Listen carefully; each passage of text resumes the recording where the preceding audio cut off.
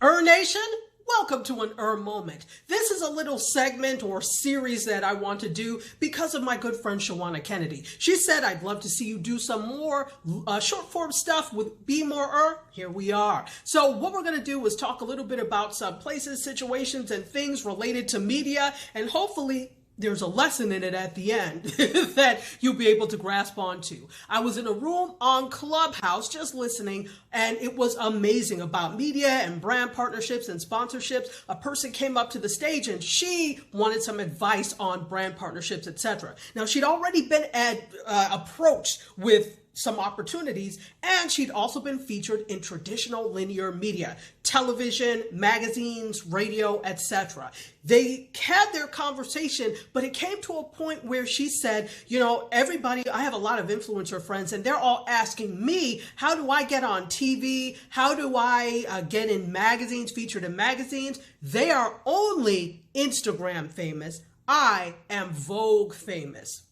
Well, that's really interesting because it also shows that she doesn't quite understand the way media works. Now, she's in media, but she's not a media person, so I'm not expecting her to understand how it works. Here's the thing. Let's use the Met Gala as a case study, right? The Met Gala, she mentioned Vogue. Vogue's channels for the Met Gala had about 200 million views across their channels. On top of just Vogue's channels, they also had different celebrities and influencers reporting for them from the red carpet, getting ready, etc. So that's more than 200 million views, not from TV, not from Vogue, the magazine. That's social media, and that is also digital, right? So don't poo-poo the digital space.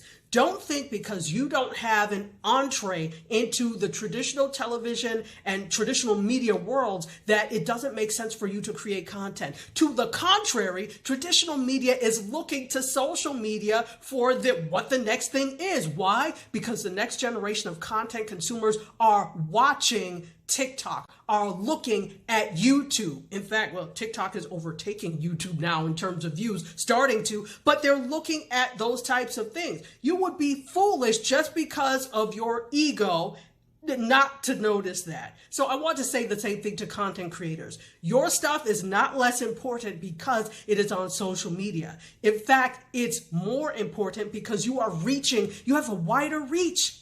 People can see you in different countries. If I'm on ABC, I'm blocked out in certain areas. Now, that doesn't mean traditional media is not good. It is amazing. But use both of them in concert. Oh, and another thing, find a way to take your content and put it on something you actually own, like a website, right?